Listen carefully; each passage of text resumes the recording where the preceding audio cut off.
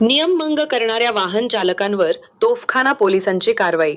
40 जणांकडून दंड वसूल.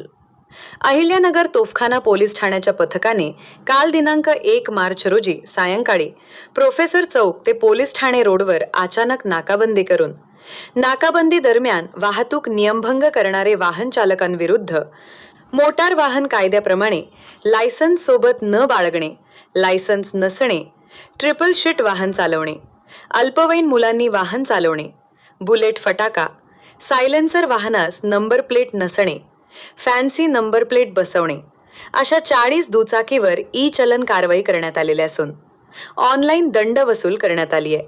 नंबर नसलेली वाहने पोलीस ठाण्यात लावण्यात आली.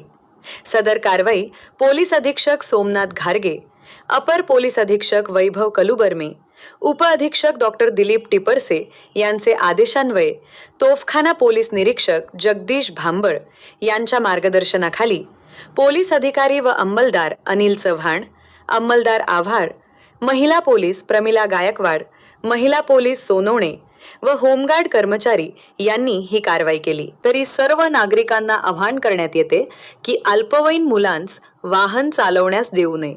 तसेच आपल्या 4 चाकी वाहनांच्या कारावाहनाचा करणे, वाहनांना नंबर नसणे किंवा फॅन्सी नंबर प्लेट लावणे, फटाका सायलेन्सरचा वापर करणे यासारख्या वाहतूक नियमांचे भंग न करता वाहतूक नियमांचे पालन करण्यात यावेत, असे आवाहन करण्यात आले आहे.